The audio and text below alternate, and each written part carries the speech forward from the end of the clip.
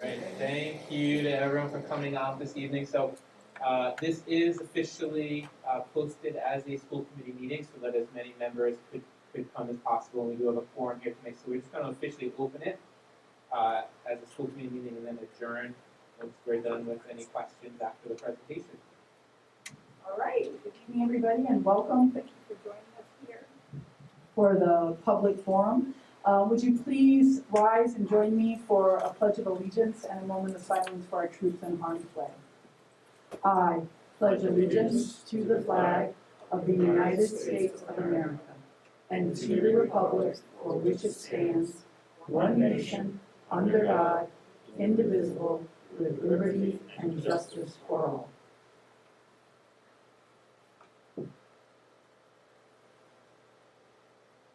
Thank you.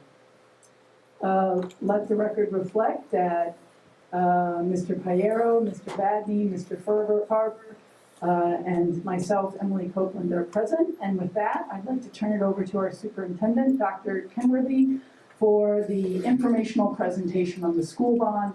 After we're done and adjourned, we'll be doing a tour of the bathrooms for anybody who's interested. Dr. Kenworthy. Thank you, Dr. Copeland. Good evening, everyone. Thank you so much again for coming out this evening. So as I'm sure anybody who is in this room realizes, coming up on November 2nd, we have an important election here in Portsmouth. 2 questions on the ballot, and question 1 pertains to a bond that we are asking for from the school department for the town to put forward and to go to the voters for approval. And it is to finance a series of health and safety school facility projects. So we've been doing everything that we can to make sure we're getting the word out, just making sure people have all of the proper information they need heading into that election. And we have covered a lot of bases within the school department, really since the opening of school, making sure that we're hitting every meeting possible that we can within our school community. But we also wanted to make sure that we provided one set-aside night for anybody from the general public, certainly anybody from the school department as well. But we wanted people from the Portsmouth community who maybe do not have children in our system, maybe are not getting our regular messages that we're able to send out to be able to have an opportunity tonight. And so that's primarily what we are here for. But again, it is intended to be as informative as possible, so please feel free to ask questions. And if you came out this evening, you came to a good event for that, because you're not going to be able to hear answers from me tonight, in addition to the members of our school committee, other members from our school department. We have representatives from Studio Jade, who's been our architectural consultant throughout the phases of the project so far, and Collier's, our owner's project manager. And so they are very well versed in all this information as well, and can get into probably a lot deeper technical answers to some of these questions about the actual project. So without further ado, as Dr. Copeland said, once we run through the presentation, any questions and answers that there are, we do have an opportunity to visit some of the bathrooms here at the middle school, which is the main project that is on the list here for Portsmouth Middle School. Okay, so again, on November 2nd, voters in Portsmouth are going to be asked to approve or reject a bond for $21.4 million. And the reason for that is that we have been working for a number of years now in the school department, and we have identified a series of health and safety improvements. And we think that now is a critical time for us to be able to make those improvements within the school department. If this bond is approved, this is the last step that we would need for a complete approval of these projects, which would go forward to the state. And once we show that we have the financing again after the November 2nd election and received that final state approval, we would be ready starting next summer over the next 3 summers to complete all of these projects. Again, we are very happy to be able to be in the position that we are so far, and it has really taken, a lot of hard work by many people in our district, at the town level as well, and within the community. So we have had a building committee that's been meeting regularly throughout the past few years to kind of get us to the point that we are with these projects and this bond amount that we are going forward with here leading into November 2nd.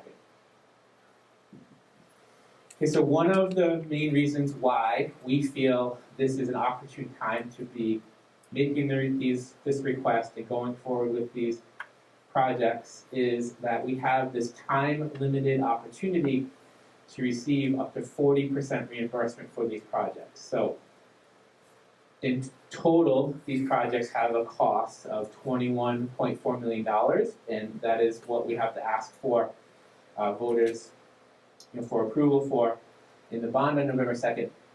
But with the current incentive program for school construction project reimbursement that is available from the state of Rhode Island, over the cost of that bond, $8.6 million would be returned to the town of Portsmouth. Okay, so in total, these projects would really end up costing about $12.9 million when all is said and done. So this incentive opportunity exists because back in 2018, Rhode Island voters approved a $250 million statewide bond that created these incentives. And so since that time, a lot of districts have gotten together, worked through building committees and various agents. Sorry, it just keeps cutting in and out. As we have, and come to their own conclusions about what were the right projects for their districts, or they work in conjunction with their town or city representatives to bring forward. And so in many cases that has resulted in new schools that have been built. East Providence High School is the most recent, right? You may have seen some press on, just broke ground this school year on a brand new $180 million huge high school with a career and tech center integrated. And just down the road, our neighbors in Newport are getting ready to break ground on a new high school there. So when we did our analyses here in Portsmouth, we don't need a new school at this time. It would be a great thing to have, right? And who wouldn't want a brand new school? But for a lot of reasons, that doesn't make sense for us here in Portsmouth. What we are trying to do is make much needed improvements for the 4 school facilities that we do have to make sure that we are able to maintain them in a way that will provide the best overall learning environments for our students. So this is how we have gotten to this point, again, where we're going forward with this bond request on November 2nd to ultimately finance these projects.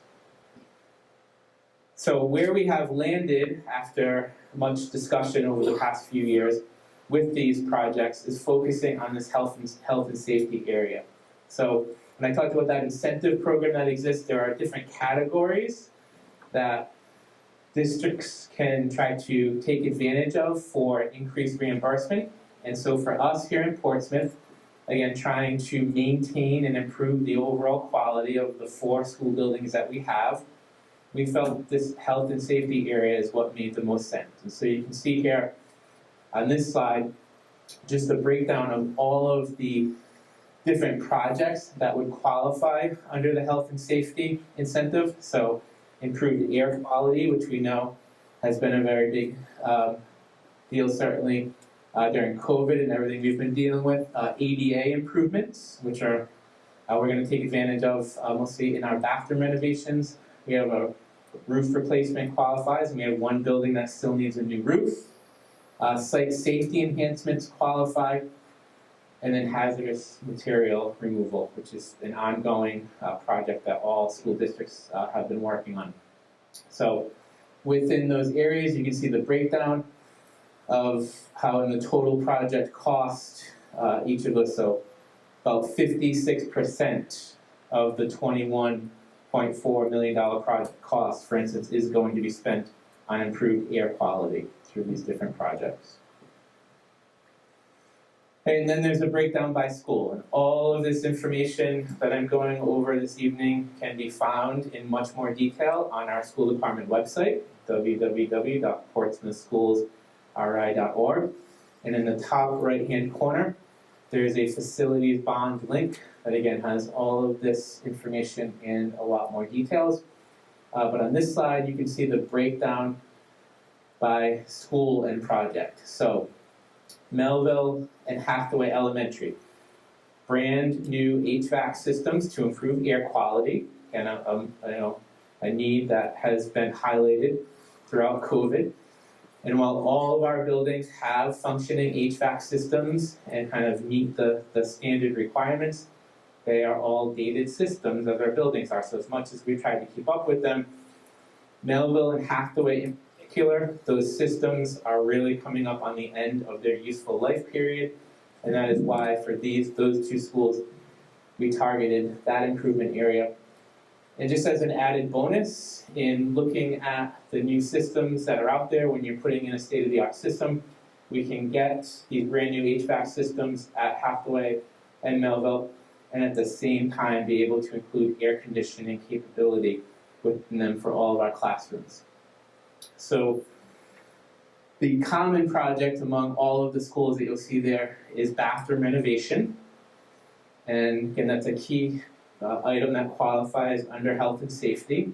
And again, I think as you walk through each of our schools and see our bathrooms, and we'll be able to do that here at the middle school this evening, they are well maintained in some areas, they're functioning, but they are certainly not new and state-of-the-art and complete remodel constructions that once we do that will last us another 20 plus years, which is what we would be able to get through these projects. And also, in doing complete remodel, we would be able to, from the ground up, as we are renovating these bathrooms, to be able to do so with full ADA compliance in mind, and everything that we need to ensure that we have in that area. And then a few other things there for Melville and Hathaway. So as we are making the improvements to the HVAC systems, using the opportunity to put in new electrical systems, the hazardous waste materials category applies to us mostly in the area of asbestos removal. So it's been an ongoing issue for all Rhode Island schools over the last 20, 30 years of making sure that we have asbestos, fully removed from our schools, and we're pretty much almost there in Portsmouth, but we do have some areas where we still need to do that, so we would be taking advantage of that through these projects, and just make sure we finish up removing any of the last asbestos that remains in our buildings. Roof replacement at Melville, and then the other key addition at Hathaway is an elevator. So Hathaway is a 2-story building, does not have an elevator currently, and as much as we are able to work around that, sometimes when needs pop up for students, we literally have to move classrooms and do all sorts of things if we have a legitimate need that pops up. So, that is also a key ADA improvement that we would be looking to make there by putting the elevator in. Portsmouth Middle School, where we are this evening, has the full bathroom renovations, and that is again because in focusing on the health and safety category right now, without being able to get into major classroom overhauls and improvements there, which is a whole other category. Right now, Portsmouth Middle School in the health and safety area, bathrooms are the only priority on that list for the middle school. So at the high school, in addition to the renovated bathrooms, we have 2 other items. 3 other items, including the asbestos removal, but putting in air conditioning in the field house for new gym, which was constructed back in 2004, the last time that a school department bond was on the ballot in Portsmouth. And that has been a great facility for both our Portsmouth High School students and the community. But the one thing that building does not have, it has a functioning HVAC system, so we don't have to do a complete overhaul, but it does not have air conditioning, and that does lead to some moisture problems in the really hot and humid months. And so it creates a safety hazard, both on the courts, which are used for phys ed, and our athletic programs, as well as dealing with maintenance issues with equipment, such as in the weight room and fitness area. And so we would be looking to rectify that situation. And finally, site improvement to Memorial Drive. So we have 3 roads that lead into the high school, Memorial Drive being one of them, but Education Lane and Patriots Way as well. Memorial Drive is the only one that is completely on school department property, the other 2 being town roads that have houses or other outlets on them. So we are responsible for everything from top to bottom for Memorial Drive because that sits completely on our school property. And it is a roadway which is in need of some major site improvement overhaul. So our students do access the building that way. There's parking currently on Memorial Drive. We would be looking to do just a complete overhaul there and making that roadway and the parking situation a lot safer. Is it me, Steve, or is it the... It could be just, yeah, it's the connections between here and there. All right, so again, maybe I'll just run through the presentation, and if anybody has questions at the end, we can go back to a slide, and either myself or some of the people that are here could help answer those questions. Okay, so on the financing side, again, as I mentioned, $21.4 million total project cost, taking advantage of the 40% reimbursement, about $8.6 million that would be returned under the health and safety enhancements to the town of Portsmouth. So 60% would be the total cost to the town for these projects, or about $12.9 million.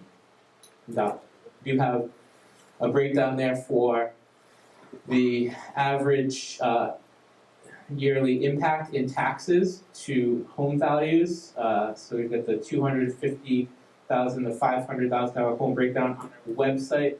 Again, that facilities bond link, there is a further breakdown where you can do the calculations out, but that is kind of in the spirit of full disclosure for if we're looking at the cost of the bond and these projects, what the tax impact would be.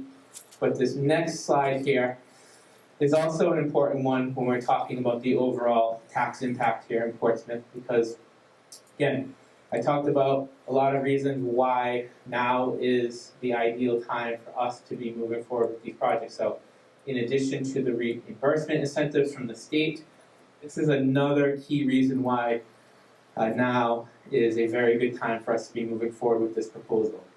The overall debt service to the town of Portsmouth, which is represented there by the blue bars, is decreasing over the next 20 years. And so as we bring on even the cost for this bond, you can see that would be the addition added with the red bar. Okay, there will be a couple years initially up front where we're taking on initial cost of the bond, but throughout the next 10 to 20 years, with the combined decrease in the debt service out of Portsmouth, this is a very good opportune time for us to be going forward with this request. So another reason why this proposal and this financing plan and this bond request that's going forward on November 2nd has unanimous support from both the school committee side, but also the Portsmouth Town Council as well. And they have been fully informed on the Town Council side by the Portsmouth bond, their bond advisor, and bond attorney. So again, all of these numbers have been fully vetted by those individuals. Okay, a couple of important items to note as I'm close to wrapping up here this initial portion. So again, we have everything to move forward right now with waiting on that final approval from the state to be able to be eligible for that 40% reimbursement. The one thing that we need to show is that we have the financing to support these projects. So that is why the November 2nd bond vote is key. And then if all goes well on November 2nd, we would be putting forward our final request in December. And with that approval, be ready to move forward with construction by the summer of 2022. Okay, we are question 1 on the ballot. 2 questions. This is a special election here in Portsmouth. No other statewide or national items, right, as people are aware. So question 1, this is the question that pertains to the school bond. Question 2 is the question that pertains to the senior center and the property on Bristol Ferry Road. And it's just an important item that we are trying to clarify as much as possible and talking with different groups both within our schools and our community. The question itself for question 1 will reference $65.9 million. That is what we were approved to ask for by the Rhode Island General Assembly. But where we have landed and what we are moving forward with is just this $21.4 million project request, focusing on these health and safety items. So this legislation that is enabling us to move forward with this bond request. So there's a lot of steps required here, in addition to the unanimous school committee and town council support that I mentioned. In order to put a bond request like this on the ballot for voters, you need General Assembly approval as well. So that General Assembly approval that we gained for this is what references 65.9 million. But we are only asking for the 21.4 million, so less than a third of that. And one way or another, after this election on November 2nd, this enabling legislation will expire. And so just want to make sure people fully understand that. Some key dates that we've been trying to promote just to make sure people are aware of. A couple have passed already. The first being the deadline to register to vote in this election was October 3rd. So we were just making sure we got that information out to our new families as much as possible. There was a deadline to submit an application for mail-in ballots, which was October 12th. So that application was mailed home to all registered voters in Portsmouth, and they had the opportunity to submit. So if people did that, the mail-in ballot applications would, process would now be open.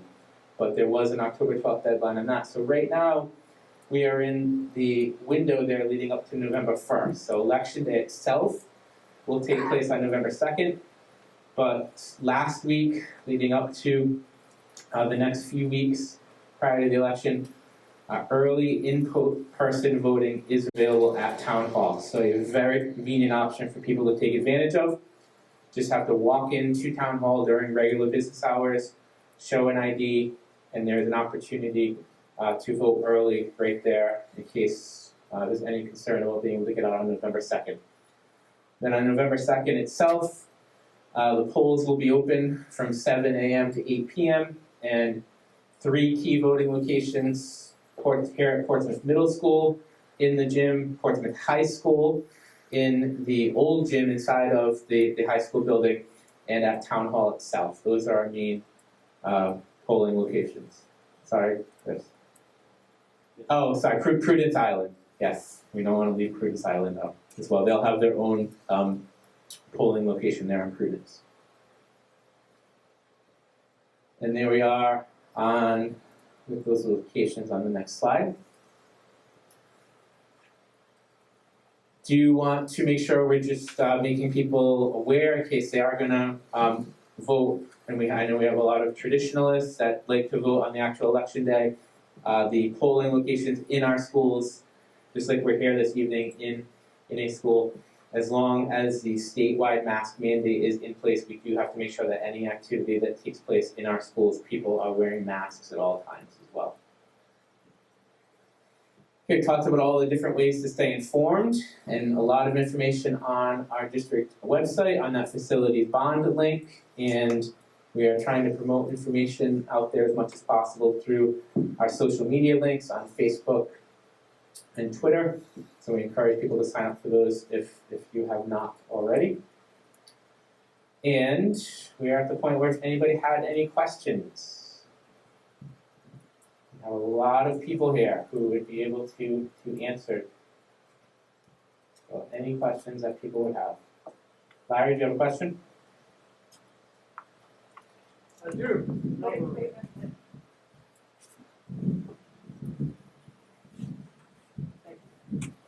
I'm Larry Fitzmaurice, 50 Christian Court, president of the PCC.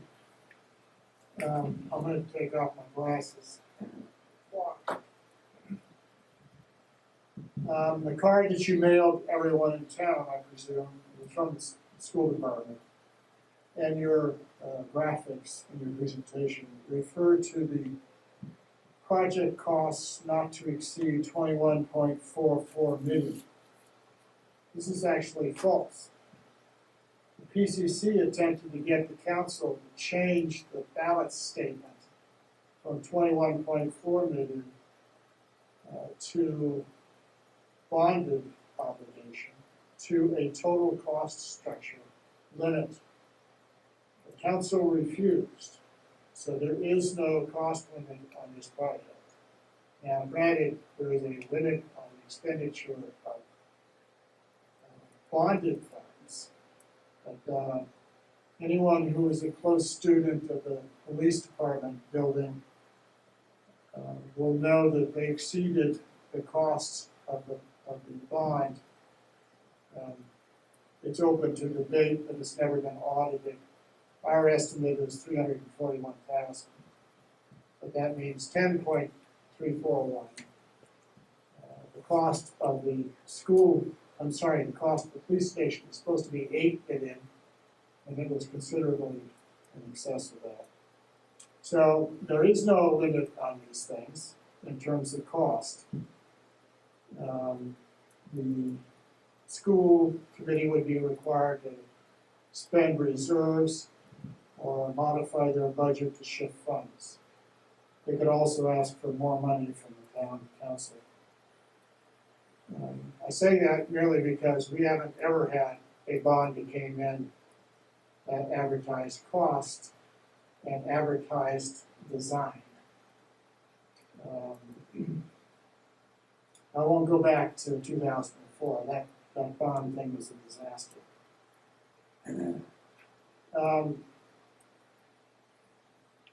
There appears to be some difference of opinion between our assessment on debt and yours.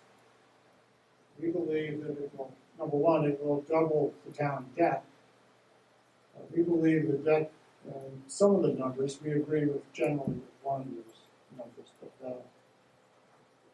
it looks to us like we're going to get about 19.4, something like that, $1 million added to the debt, which will double our debt. And regarding the graphics, can we go back to the finance page with the bar graphs on debt in the future? Yeah, thank you. I've objected to this before, and I'll do it again. This is a deceptive graph because it assumes that the town of Portsmouth will never spend any more money on bonds or short-term debt for that matter, although we've kind of gotten out of that business. So this is the council who's been in office for roughly 3.5 years, and if this bond passed, they will have already spent $31 million in 4 years. So they're going to continue to spend money. Anyone who looks at this and assumes that our debt will trail off has to assume there will be no more bonds in the town of Portsmouth. And I don't even think that's going to be true for the school department. And this thing, by the way, goes out to 22 years. So that's the range that the debt is supposed to be paid over. Also, there's some financial risks associated with interest rate. I think everybody is well aware that the inflation is up rather high, actually historically high, at 5.4%. Now we're hoping that everybody hopes that's going to fall off. But it's clear that, for instance, the fuel costs are not going to fall off. We're all going to be paying a lot more for fuel in the wintertime to heat our homes and certainly to drive our vehicles. So there is some interest rate risk there. However, when this study was prepared, that wasn't as clear, so I don't fault the study for that. It's just a change in interest rates, which could have a great effect. Now, people will look at 3.5%, which is the assumed interest rates, and say that the difference between, say, 3.5 and 4.5 is not significant, but it is in fact huge, and the cost would grow dramatically. So we'll hope that if this bond passes, we don't get caught on that, but I wouldn't be surprised. There's some odd stuff about bonds. Bonds in this state are really complicated, but I won't go into that. And it also has to be passed through an organization established by the Assembly called the Interlocal Trust. I think that's still the case. Is that still the case? You have to sell a bond through the Interlocal Trust in order to qualify for this reimbursement business. It's not the Interlocal Trust, it's RIBAC. It's a different organization called RIBAC. I know what RIBAC is. Yeah, it's not the trust, it's RIBAC. I don't remember RIBAC. I've been to a number of their meetings, by the way. Probably the only one in this room. Well, you have too? Well, congratulations. This is the Rhode Island Bank. That's what it is, really. But I don't recall them ever doing school bonds and stuff like that. Yeah, Has changed that? Yes, yes. You want to get Okay. interest covered, it has to go to So you RIBAC. don't have to pay the interest penalty that you would have if we went through the interlocal trust. Is that correct? Well, the trust doesn't do any financing, that's healthcare.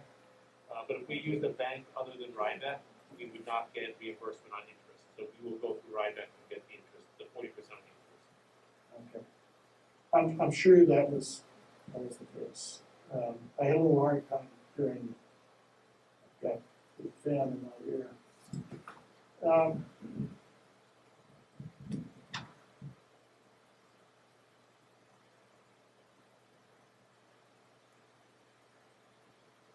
I'd like to ask a question.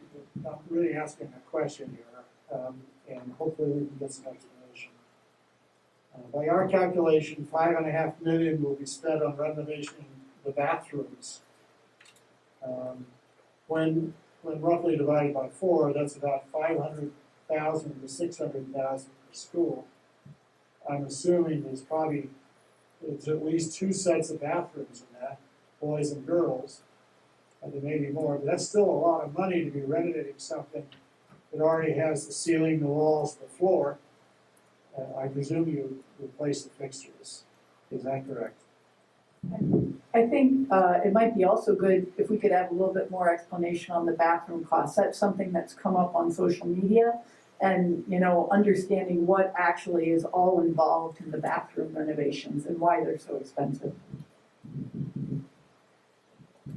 Sure, and I have answered these questions plenty of times in forums, but maybe this is a great opportunity since we have our representatives here from Studio Jade and Colliers. So as you've heard the question come up, it's come up a number of times about, we are renovating quite a bit of bathrooms here in these projects, but maybe a little more information on the cost breakdown. Thank you. Philip Conte with Studio Jade and Chris Spiegel with Colors. One thing to keep in mind, and when we address these bathroom renovations, it is not just fixture replacement. It is a comprehensive, major construction project where we are demolishing floors, walls, and ceilings to access all of the infrastructure, the supply piping, the sanitary piping, the vent piping. All that piping runs through the walls, floors, and essentially also through the roof for the venting. You can imagine these projects start taking on all the different trades. We'll have roofing penetrations. We'll have, obviously, masons, carpenters, of course, plumbers. All of the electrical distribution is all new. Sprinklers are renovated and relocated. The HVAC system, the exhaust system, is completely replaced, which means we may have new rooftop units, which means there may be additional structural work up there as well. Then we have the space reconfiguration itself to make these facilities handicap accessible, but also to address other issues, like do we have adequate janitorial facilities? Do we have adequate gender-neutral facilities, staff facilities, and of course, student facilities? We want to make sure that the staff that is cleaning and maintaining these buildings have facilities that are easy to maintain. That means the quality of the materials are not what you have today. So it is a major comprehensive project, not just a fixture replacement. So, yes, hi, Chris Spiegel from Colliers, everyone. Thank you for having me tonight. Just to follow up on what Phyllis said, is that this is not a bathroom renovation that you do in your house where you get, materials from Home Depot.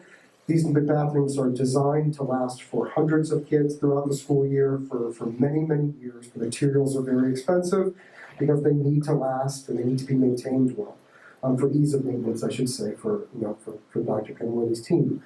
Also, just so everyone is aware, this is not the labor rates that govern work when they're being performed on public properties that are funded with taxpayer money are not the same as if you or I were to go out and hire a contractor to build a bathroom in our house.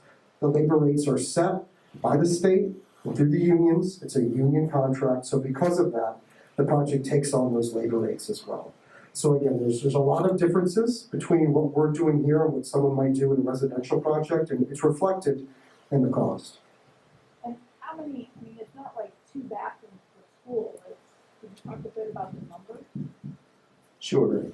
At the elementary schools, there's 2 sets in their entirety. It's boys, girls, staff, janitorial, and then boys, girls, staff, and janitorial. And the design that we are introducing into the elementary schools is what we call airport style, is meant to offer the teachers a better opportunity to supervise, make sure hands are being washed, make sure there's no horseplay in the bathrooms. So we are extensively renovating those spaces. At the middle school, you have only 2 very, very large facilities at either end of the building. So we're comprehensively replacing both of them in their entirety and affording the opportunity for other uses, single-user bathroom stalls, janitorial stalls, and of course making everything accessible. The last thing I'd like to point out, which does affect cost, is that this is a school. We cannot take bathrooms offline, especially if you look here at the middle school where you only have 2 bathrooms serving the entire student population. By condensing the schedule and getting it completed in what we call a summer slam, means that we're going to be having workers on probably 2 different shifts, possibly even 3 different shifts throughout the day to make sure that all that work gets completed in a very short amount of time.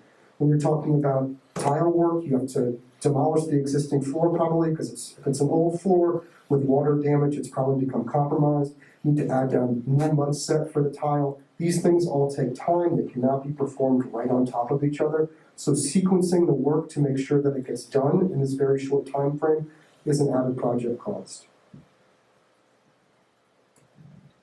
Maybe while you're up to that, just going to turn you to this question as well. When Larry opened with his questions, I've gotten a similar question a few times now about just controls that we have for project cost overruns.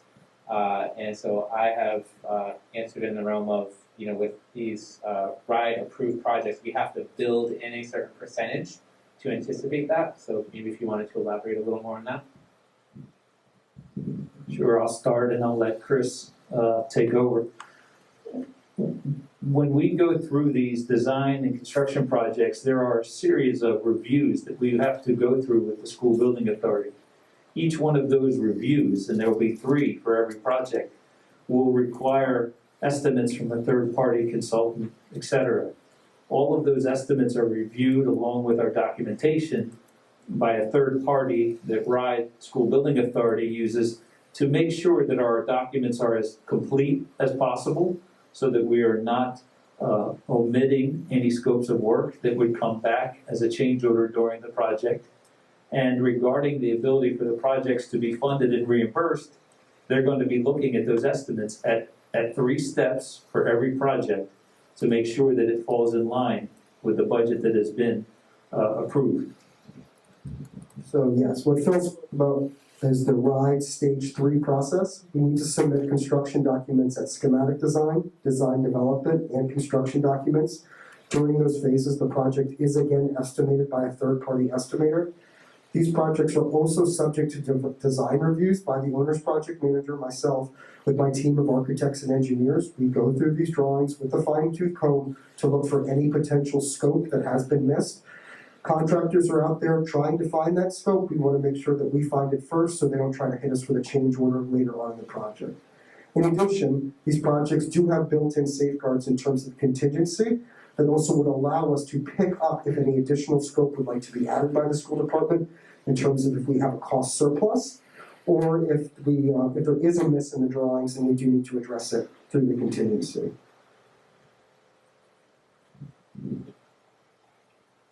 Follow up on those, Larry? Can I ask another question or you know, it's on social media? So one of the other, You'll be able to take that other mic. Sorry, Steve was trying to hand me another mic Oh, before. I was gonna say, one of the, well, I don't wanna have this on, but one of the other questions I think that's come up on social media is, can these be done through our regular capital funding? You're right, probably. Yeah, can these be done through the regular capital funding as opposed to the bond? Maybe, Mr. Diarra, that's a good question for you. I'm trying to get this mic situation straightened out. Chris Bureau, Director of Finance. So the answer to that is no. The amount of funding for capital that we get in our operating budget in the town, which varies, is usually between about $400,000 to $600,000. This is a $21 million project, so doing the math on that, it would take over a decade, 2 decades to get this work done. And it's impossible for the town to provide us the amount of money we would need to do these projects without issuing a bond. They don't have the taxing capacity to do that. So these are not the type of projects. If they last 30 years, they last 40 years, you can't pay for them without borrowing money.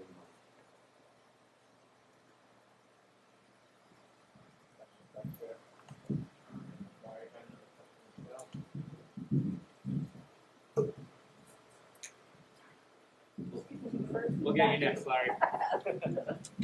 Thank you, Steve Johnson, Walking Road. It came with a prepared question, I'll have that last, but I'd like to follow up on what was just commented on in Larry's earlier comments. It seems that what you have here are things that are going to need to be done near the intermediate future. What we have now is the opportunity to get them done in the most cost-efficient way. As Larry pointed out, inflation is highly likely to rise. It could be quite significant. And the cost to do this work will be less expensive in future dollars as well as current dollars if we proceed today. So doing the bond issue, other than the fact that it's mathematically necessary, actually makes sense from minimizing the total cost to the taxpayers. The question that arose listening to your presentation on the bond issue and if it passes on November 2nd, which seems logical that it would, that we would be able to, in fairly short order, go to the bond market prior to the time that we see the presumed increase in interest rates. So not only are we getting 40% of the total cost of the project paid by others, which is not an expression I'm very comfortable with, but it does help in this current situation.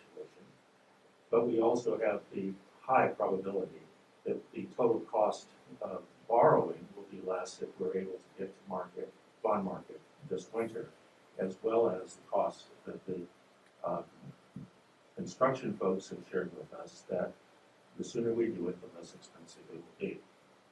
So if any of that isn't right, then I'd like to get some understanding. And I'll hold my second question because it looks like there are some questions that follow up to that first part.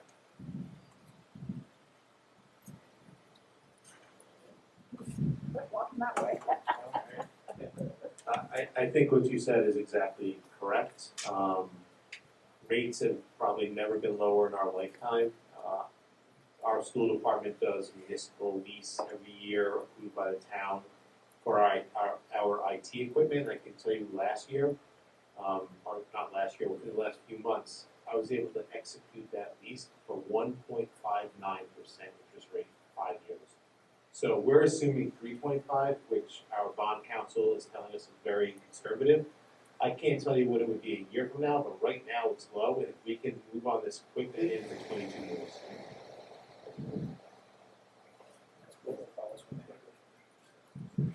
Thank you. Sorry, I didn't realize I sounded like this. It's not the best voice to listen to. Also, just to talk about timing again, because I think you brought up a great point about timing, is that this program of reimbursement is an entitlement by the state of Rhode Island. And as we're all aware, entitlements do not last forever. We're looking at other school districts that have much higher reimbursement rates than Portsmouth, having large sums of money reimbursed. The obvious example is East Providence High School at $125 million reimbursed at 75%. Central Falls High School recently has been granted approval at $154 million for their new high school, and that is at a 97% reimbursement rate. What I'm trying to say is that this type of entitlement, especially when these type of large projects are going out and being reimbursed at such high rates, will not last forever. And the other important thing to note is that these bonus points that we're speaking at here about, these health and safety bonus points, they are scheduled to go away in a number of years, specifically because so many school districts are taking advantage of them. An extra 5 cents on every dollar, when you're talking about the millions of dollars, is a lot of money. So this is why now, in general, is a great time to make an investment in the schools. This investment I would characterize as generational. We're probably not going to see this again in our generation. And that's why we've been advocates for Portsmouth and for other school districts to really take advantage of this while it's still here and before there's potentially another moratorium on construction like the state dealt with for over 10 years.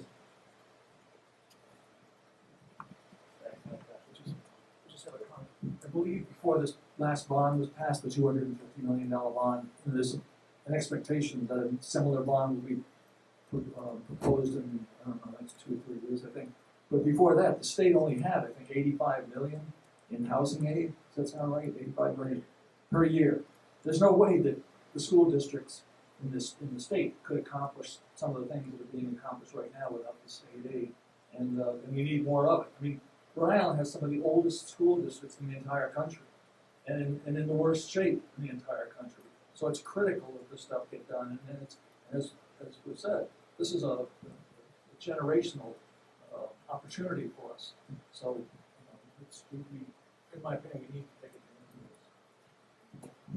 I think it's also important to know that because we're only getting 40%, and that's temporary, our baseline is 35, and eventually some point it will go back to 35.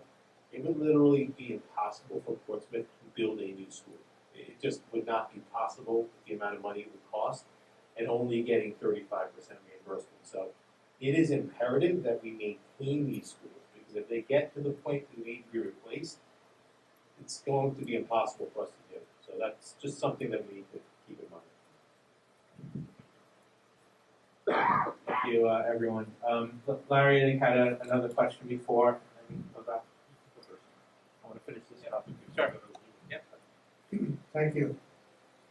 My last question is in partial sort of an answer by you gentlemen.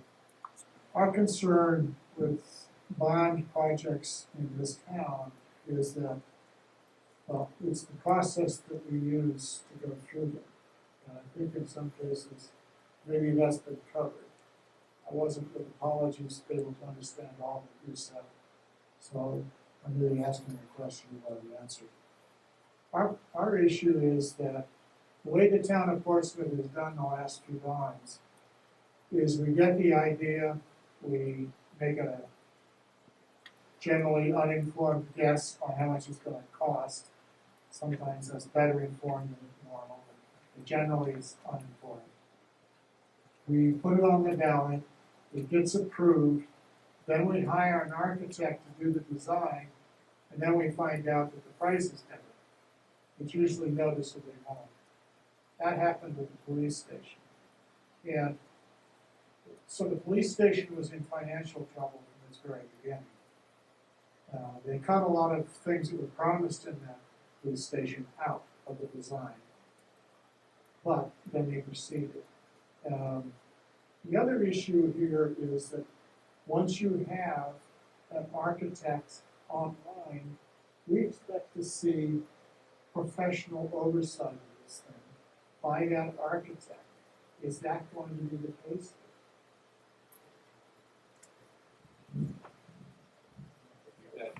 Two key people who can answer those questions here.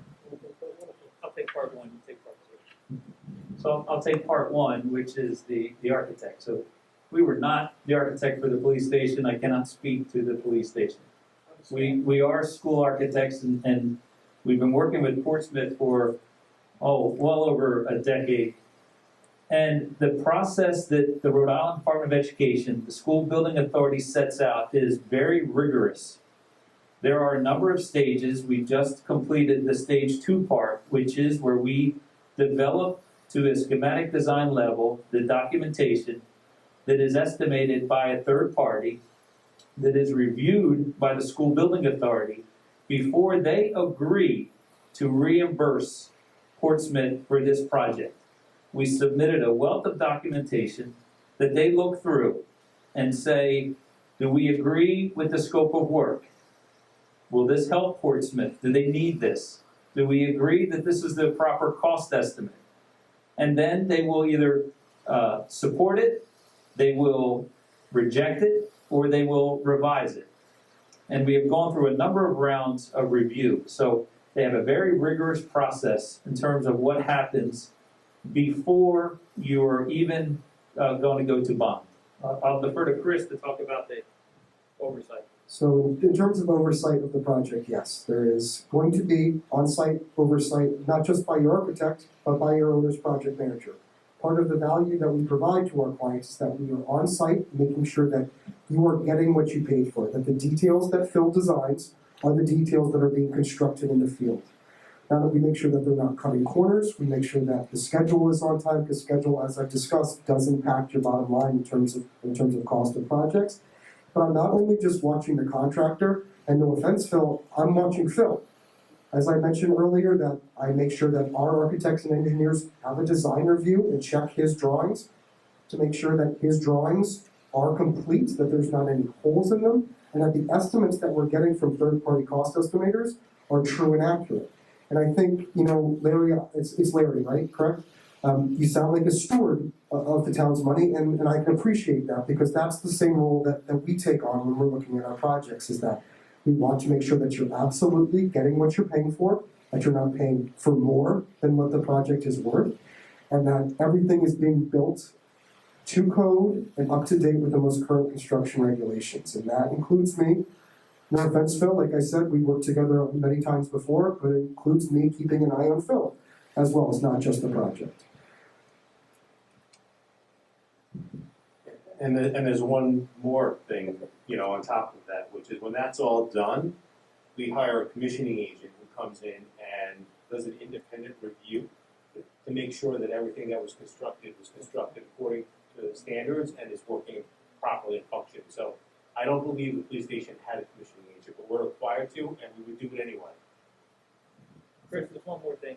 There is actually another overview. Yes, sure. So we talked about Colliers serving as the owner's project manager, keeping an eye on the project, the commissioning agent, as well as our own professional architects and engineers. But even the RIDE School Building Authority has their own reviewing group. It's a husband and wife team right now. And they will come out periodically and check the project, because the state is obviously invested, right? 40% of this project is being funded by the state, so they need to protect their investment as well. So there is a lot of oversight in the Rhode Island School Department construction projects, and I don't know of any real issue that has surfaced over the hundreds of millions of dollars of construction that have been going on recently, because there is that much level of oversight. Can I just add something? I would just also like to say that, you know, this process has been going on for a couple of years here. This isn't something that just got, you know, developed very quickly. We were just talking, it was, 2 years ago when we had some of the initial kickoff and discussions, and we went through a whole round there. Then it's gone through the school committee, the capital committee, the building committee. I mean, I think this has been really kind of a grueling process to think about how can we best use limited resources to ensure that the schools remain for the next generation. So it's really been quite a long process. Great. Steve, correct? Steve had another question here. So, assuming we're done on the financing side, I'd like to change gears completely with the question that I came to ask, if I may. Absolutely. A rather granular one on the HVAC systems. So, in buildings that are as old as our school buildings, there are issues with, at the limit, it's called sick building syndrome.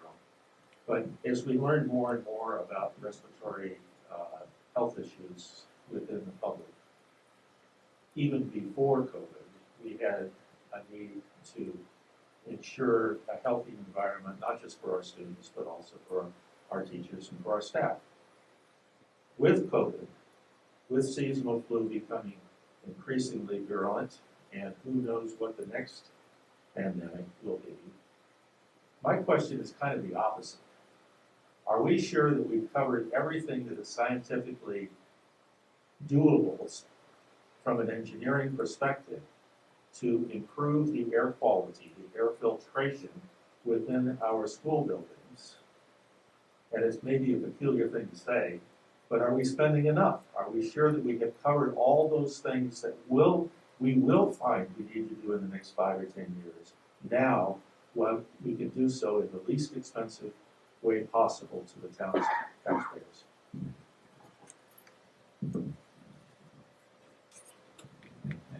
And I can start with some answers there, and then Phil and Chris again will have a lot more technical expertise to provide. But you know, in regard to just the current systems in each of our buildings, so you know, again, COVID obviously brought the concern. Not that it wasn't there in some ways before, as you mentioned. But one of the things to open the school year last year, we had to have all of our buildings inspected for air quality. We've run every possible test that you could think of over the last few years. Though our systems are dated, they are functioning. We would have loved to have overhauled all of the systems in all 4 of our buildings. It just probably would have brought us to the point that we were at in total project costs here. And there was some other work that was as critical. So we did really, with the HVAC improvements here from Melville and Hathaway, we picked the 2 systems. They just happened to both be our elementary schools, but we picked the 2 systems that are most in need of it. And as we will be looking to do with any additional work that's not on these project lists, we will still explore every avenue possible through our regular school budgeting process, capital, requests that are moving through the town, or any type of additional grant opportunity we could possibly get to continue to make those improvements. Again, we would love to have been able to do it for all 4 of our buildings. We picked the 2 that are the most critical right now, and then just as far as the technical specifications there. Sure. One thing I want to start with is the sick building syndrome and the indoor air quality. There's a lot of factors that go into that. One of the ones is moisture mitigation. How do we keep water out of the building? I can tell you from my relationship with Portsmouth School Department, there has been a lot of resources dedicated to roof replacements, making sure that we're keeping the building as tight as possible to limit water infiltration. Part of this bond vote has the last remaining roof at Melville that needs to be replaced. So I could tell you, because I've done a number of those roof projects and masonry projects, the buildings are tight, which is good, all right? The next is the introduction of fresh air. That has been probably, and this whole COVID thing has really probably brought to the forefront the importance of introducing outside air, which we call OA. And during energy crisis and tough financial times, people always lock down the outdoor air, so you're not heating cold air in the wintertime. Well, that's the worst thing you can do. Obviously, that's not the case here. You're satisfying all the guidelines for that. But if you look at the diagrams that we have presented for Melville and Hathaway, and the system that we are proposing does two things. One, it uses the new boilers that you recently invested in. So we're maintaining that. We're maintaining the hot water distribution. And we are introducing the vertical unit ventilators that if you look at the diagrams, you'll see have an outdoor air component that mixes with any return air through a MERV 13 filtering system, introduced cooling through a DX coil, and then distributed evenly to the room. So I'm very confident that the systems that we're putting in at Melville and Hathaway, they are proven systems. They are not very complicated. They are extremely efficient and very appropriate for the educational environment. So as Chris had mentioned, we do have a commissioning agent. So this commissioning agent just won't come in at the very end. They'll come in at the very beginning, and they will peer review our design, as well as Colliers will peer review, as well as the school building authority. What we want to make sure is the system we are designing is the system that you are buying, is the system that's going to be operating correctly when we're all done.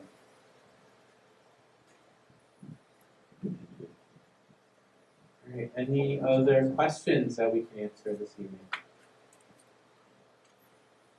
Well, as we are thinking about that, just a few things before we wrap up here. Again, we can have tours of the bathrooms for anyone who would like to join us. I mentioned on our website at www.portsmouthschools.org, top right-hand corner, facilities bond link. You can go and get all of this information as well as more detailed project information. The other item that's up there is an FAQ section. And so we are continually updating that as well. So there may actually be some things that came out of questions this evening. We'll kind of take a look at what's up there. And if there's something that hasn't been asked and answered yet, through all these various forums that we've had, we've been trying to continually update that FAQ link as well on the webpage. So with that, any other questions? All right, well, thank you so much for coming out. I'm going to turn it over to Dr. Copeland so she can close the meeting since we opened it officially. And again, anyone who would like to stick around, we'll take a group down. I think we're going to hit the 7th grade bathrooms, Heather, is that what we settled on? Which are going to be right down the hall this way. Thank you all for coming. Can I have a motion to adjourn, please? You have a second? All in favor? Unanimous, 4-0. Thank you again. Good night. Thank you.